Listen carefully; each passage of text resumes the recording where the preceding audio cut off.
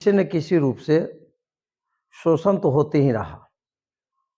मानसिक शोषण हो चाहे आर्थिक शोषण हो, तो शोषण से प्रभावित होने के बाद में तो एक विचार व्यक्ति में उत्पन्न होता ही है। शोषण लालू प्रसाद और मुलायम सिंह यादव के पास तो जितना ये लोग परिवारवादी हो गए और भ्रष्टाचारी हो गए, कांग्रेस भी उतना कभी नहीं भ्रष्टाचारी रहा और परिवारवादी रहा। उसमें गया जिला का इमामगंज आपको साथ दिया था, आपके साथ रहा था। तब से ये न क्रेन प्राक्रेन तो नीतीश कुमार जी के साथ ही इमामगंज की जनता रही है। जिनका भी समर्थन नीतीश कुमार का मिला वो इमामगंज का प्रतिनिधित्व किया। और विशेषकर उत्तरी भारत को जो समाजवादी आंदोलन प्रभावित किया, इस आंदोलन को सबसे बड़ा धक्का लालू प्रसाद के कारण बिहार में लगा और मुलायम जी के परिवार की वजह से उत्तर प्रदेश में लगा। सर, आपने राजनीति छात्र राजनीति से स्टार्ट की। एक सुदूरवर्ती क्षेत्र जो लाल इलाके के नाम से जाना जाता है, इमामगंज से, और यहाँ से निकलकर पटना और रांची में छात्र राजनीति की शुरुआत। कैसा रहा आज तक का? देखिए, हम लोग जिस वर्ग से आते हैं, निश्चित रूप से घर से लेकर जहां भी गए, किसी न किसी रूप से शोषण तो होते ही रहा। मानसिक शोषण हो चाहे आर्थिक शोषण हो, तो शोषण से प्रभावित होने के बाद में तो एक विचार व्यक्ति में उत्पन्न होता ही है, शोषण ही है। ऐसे मैं तो बचपन से यहाँ से बाहर ही रहा, लेकिन जब मैं छात्र राजनीति में आया तो छात्र राजनीति में भी आने के पीछे इसी ढंग की कोई घटना थी। हमारे साथ पिछड़ा वर्ग में रहने की वजह से कुछ जो दबंग जाति के लोग थे, उनसे हम शैक्षिक क्षेत्रों में क्रश किए गए, जिसके खिलाफ मैंने प्रतिरोध किया उसका। और वहीं पर कुछ ऐसी अप्रिय घटना हो गई जो हमारा राजनीतिक मोड़ आई और मैं जननायक कर्पूरी ठाकुर जी के संपर्क में गया और तब से मैं छात्र राजनीति की हमारी शुरुआत हुई। उसके पहले राजनीति क्या होता है मैं बहुत ज़्यादा जानता नहीं था। और जब पटना यूनिवर्सिटी में मैं गया तो कर्पूरी जी का जो लोक दल था उसका मैं इकाई का पटना यूनिवर्सिटी का अध्यक्ष बना। बाद में जनता दल बनी तो उसका जो पूरे प्रदेश का जो संगठन बना उसका मैं फाउंडर अध्यक्ष रहा, करीब 12 साल तक रहा। बीपी सिंह के समय से बना था, लालू जी बिहार के मुख्यमंत्री थे। फिर जब जनता दल टूटी तो मैं राजद में आया लालू जी के साथ। कुल मिला के कहें कि और उस समय लालू जी भी कर्पूरी ठाकुर के साथ ही थे, तो यूँ कहें तो मैं लालू जी के साथ और कर्पूरी जी से जो शुरू हुई थी, करीब करीब 40 वर्षों तक लालू जी के साथ में रहा, कुछ दिनों को छोड़कर। हालांकि लालू जी नीतीश जी सब एक ही जगह थे, सब के नेता कर्पूरी ठाकुर ही थे और वहीं से हुआ। लेकिन जो समाजवादी धारा थी जो देश में और विशेषकर उत्तरी भारत को जो समाजवादी आंदोलन प्रभावित किया, इस आंदोलन को सबसे बड़ा धक्का लालू प्रसाद के कारण बिहार में लगा और मुलायम जी के परिवार की वजह से उत्तर प्रदेश में लगा।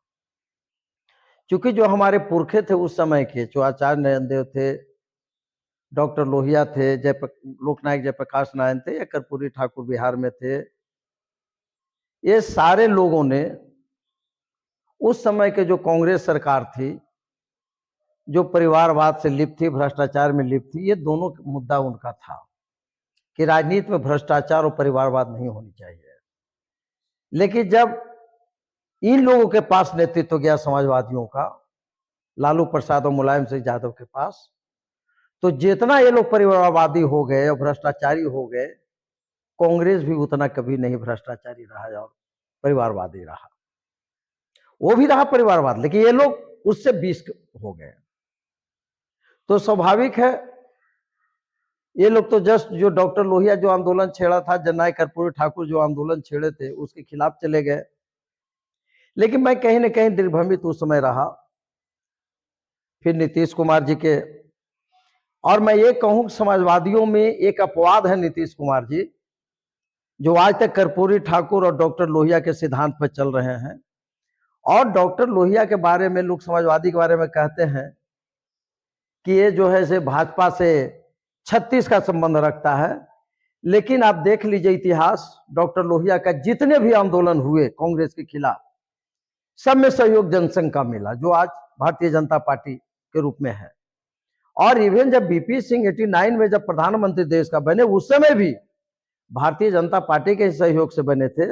और लालू यादव भी जब बिहार में मुख्यमंत्री बने थे तो भारतीय जनता पार्टी के सहयोग से ही बने थे। तो मेरा कहने का मतलब कि कांग्रेस गैर कांग्रेसवाद का नारा डॉक्टर लोहिया ने दिया, जिसको सब लेकर चले। और जो आज जो इस ढंग से एक जो जनता के बीच में लोग जो मैसेज देने का काम कर रहे हैं कि भाजपा सांप्रदायिक है, अरे भाजपा सांप्रदायिक नहीं है, भाजपा राष्ट्रवादी है। और जब जब राष्ट्र की बात होती है, जो आगे बढ़ता है राष्ट्रवाद के नाम पर, उसको भारतीय जनता पार्टी उसको समर्थन देती है।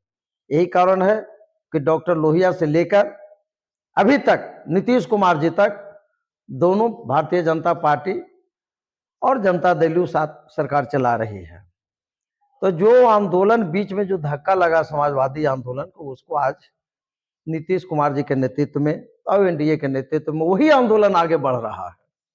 क्या फिर से समाजवादी आंदोलन को गति दिया जा सकता है? तभी तो समाजवादी आंदोलन का ही देन है ना। बिहार में नीतीश कुमार जी स्थानीय निकाय में 50% महिलाओं को जो आरक्षण सुनिश्चित किए, दलितों को, आदिवासियों को, ओबीसी को, अत्यंत पिछड़ी जातियों को जो रिजर्वेशन दिए, ये सब समाजवादी का ही सिद्धांत है। जब तक लालू प्रसाद रहे स्थानीय निकाय का, तो उन्होंने चुनाव भी नहीं करवाया, रिजर्वेशन देना के तो दूर रही। अंत में चुनाव भी हुआ तो कोई उन्होंने रिजर्वेशन नहीं दिया। यह तो समाजवादियों का जो नीति और सिद्धांत था, सर जमीन पर उतरा ही एनडीए की सरकार में। इसलिए समाजवादी आंदोलन जो इन दोनों के वजहों से हिंदी प्रदेशों में जो प्रभावित हुआ, वो प्रभावित जरूर हुआ, लेकिन मरने नहीं दिया गया। आज बिहार में नीतीश कुमार ऐसे ही जगह जगह पर लोग समाजवादी आंदोलन को बचाए हुए हैं। आज भी वो गति गाड़ी आगे चल रही है, बढ़ रही है। आज देश में नरेंद्र मोदी जी आज जिस वर्ग से आते हैं, समाजवादी आंदोलन का ही ये देन रही है कि आज नरेंद्र मोदी जी को देश की सत्ता और बिहार में नीतीश कुमार की सत्ता बरकरार है। और जो मैं आपको कहूं कि अभी जो विधानसभा का जो उपचुनाव हो रहा है, बहुत लोग घूम रहे हैं। कल माननीय इमामगंज में कार्यक्रम था, तो मैंने तो उनको कहा कि माननीय मुख्यमंत्री जी, जब लालू प्रसाद जी जब भ्रष्टाचारी हो गए, परिवारवाद की ओर उनका जब रुझान पैदा हो गया, और जब जनता दल से आप विद्रोह करके समता पार्टी बनाए थे, अलग बात है कि बिहार में आप उस समय सफल नहीं हो पाए थे, लेकिन पूरे बिहार में जब आप 7 सीट जीते थे, जो मैक्सिमम आपका नालंदा का था, उसमें गया जिला का इमामगंज आपको साथ दिया था, आपके साथ रहा था। तब से ये न क्रेन प्राक्रेन तो नीतीश कुमार जी के साथ ही इमामगंज की जनता रही है। जिनका भी समर्थन नीतीश कुमार का मिला, वो इमामगंज का प्रतिनिधित्व किया। आज के डेट में, कल के डेट में मांझी जी को आज समर्थन मिला है तो मांझी जी बनेंगे या बने हैं। मांझी जी को तो मुख्यमंत्री तक नीतीश कुमार ने बनाया, तो नीतीश कुमार भी चाहते थे अपने परिवार से किसी को बना देते, लेकिन इन्होंने तो जितना मांझी जी को महादलित परिवार से बनाए। और जब लालू जी को जब भ्रष्टाचार में जब उनको जेल हुई, तो बना रहे हैं कि इनको अपने पत्नी को। अरे भैया, कोई लोग कहता है कि लालू जी जातिवादी है। लालू जी जातिवादी नहीं है, लालू जी परिवारवादी है। एक से एक जादव था मेरिट वाला, जादव को कहां बनाए और राबड़ी देवी को मुख्यमंत्री बनाए। आज किसको प्रोजेक्ट कर रहे हैं? तेजस्वी यादव को कर रहे हैं। एक से एक उस पार्टी में भी यादव समाज से एक बड़े बड़े नेता रहे। आज धीरे धीरे लालू जी को छोड़ते जा रहे हैं। तो इसलिए ये सर, इमामगंज विधानसभा में उपचुनाव हो रहा है सर, आपने क्षेत्र भ्रमण किया, चुनावी दौरा पर हैं और अंतिम चरण में चुनाव है। कैसा महसूस कर? देखिए, हम तो यहाँ देख रहे हैं कि हमारा जो टक्कर है, हमारी लड़ाई जो है सो जन सुराज से है। राजद कहीं है भी नहीं। राजद को तो हमको नहीं लगता है कि हो सकता है तीसरा या चौथा पड़ जाए। यहाँ पर यही दोनों के बीच में टक्कर है और जीताराम मांझी जी की जो बहू है, हम पार्टी ये जीतेगी और सेकेंड में जन सुराज रहेगी। आप जिस समुदाय से आते हैं तो खासकर कोई ये समुदाय तो भाई सब दिन तो नीतीश कुमार को देते रहा, नीतीश कुमार को अपना नेता मानता है और नीतीश कुमार कल जिसके लिए प्रचार करके गए हैं वो उसके साथ है ये समाज, और कहाँ सोचती है। बदलाव के मुद्दे पर या विकास के मुद्दे पर? विकास के मुद्दे पर, विकास के मुद्दे पर, क्षेत्र में शांति के मुद्दे पर, सांप्रदायिक सद्भाव के मुद्दे पर, समाज के सबसे पिछले पंक्ति में रहने वाले व्यक्तियों के पास सरकार का कल्याणकारी योजना पहुंचने के मुद्दे पर ठेस पहुंचा है समाजवादी आंदोलन के लालू यादव से बिहार में। एक तरह से तो समझिए कि समाजवादी आंदोलन को नेस्तनाबूद कर दिए थे, जिसको किसी तरह से संभालने में कामयाब हो रहे हैं नीतीश कुमार जी के नेतृत्व में पुनः समाजवादी आंदोलन बिहार में। आपने छात्र राजनीतिक राजद से शुरू की, राजद में नहीं, जनता दल से, जनता दल से, या फिर कहिए लोक दल से। हाँ, तकरीबन 15 से 20 वर्षों तक लालू यादव के साथ रहे, उनके विचारधारा को आगे बढ़ाते रहे, लेकिन एमएलसी पद कोई मायने राजनीति में नहीं रखता। नीतीश कुमार ने बनाया। महागठबंधन से चुनाव आपने लोकसभा में औरंगाबाद से लड़े। आप कह रहे हैं कि कोई समुदाय या दांगी समुदाय ने आपको वोट नहीं दिया, इसका क्या मायने रखा जाए कि दांगी समुदाय नीतीश कुमार को ही अपना नेता? हाँ, निश्चित रूप से मैं तो कह ही रहा हूं कि पूरे बिहार में जब 7 सीटें नीतीश कुमार की पार्टी समता पार्टी जीती थी, उस समय भी इमामगंज एक था। और वही तो मैं कल भी कहा कि जब मैं खुद चुनाव लड़ रहा था, यहाँ का मैं रहने वाला था, यहाँ मैंने काम किया था, फिर भी चूंकि नीतीश कुमार जी का समर्थन हमें नहीं मिला था, तो नीतीश कुमार जी के को ही हम जिनको समर्थन मिला, यहाँ के समाज ने वोट देने का काम किया, हमको इग्नोर करने का काम किया था। तेजस्वी यादव इन दिनों प्रचार में गया में होते हुए बहुत सारे कार्यकर्ता मिलने के लिए गए, तेजस्वी यादव नहीं मिल पा रहे। तो लालू यादव और तेजस्वी यादव में क्या अंतर है, क्योंकि आपने उस पार्टी में बहुत दिनों तक काम किया? देखिए, न लालू यादव के पास बहुत ज्यादा राजनीतिक सोच है, न तेजस्वी जी के पास है।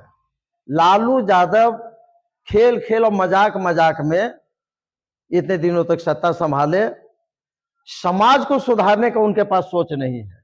बस उनका एक ही सोच है कि हमारा परिवार कैसे बढ़े, परिवार की संपत्ति कैसे बढ़े।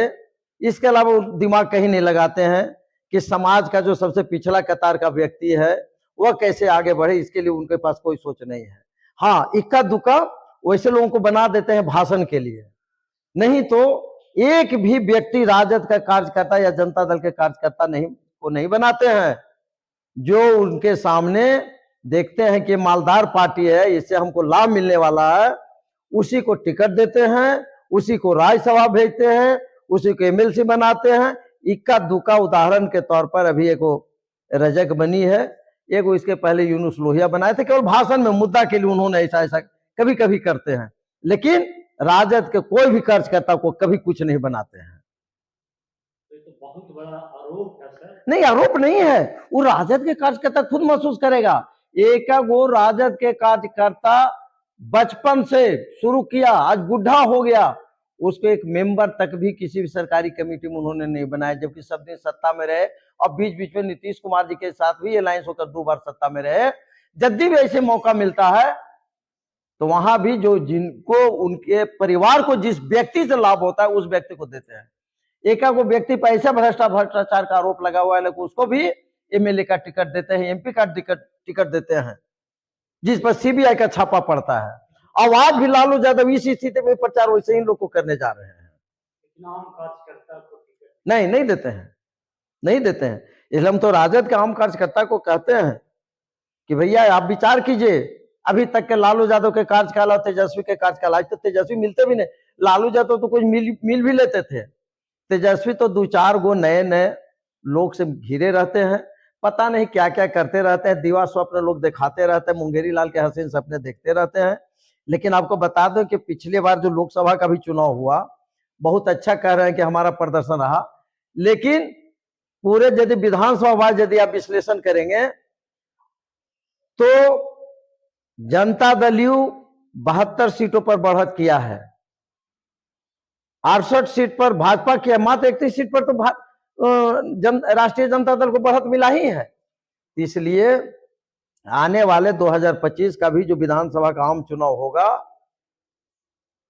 2 डिजिट में भी हमको नहीं लग रहा है कि तेजस्वी यादव की पार्टी आने वाली है।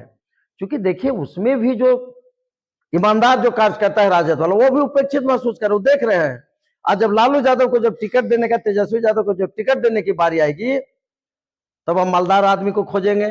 किसी भी पार्टी का रहे, उनको कोई मतलब नहीं है, मालदार आदमी होना चाहिए, पैसा फेंको तमाशा देखो, यही उनका हाल है।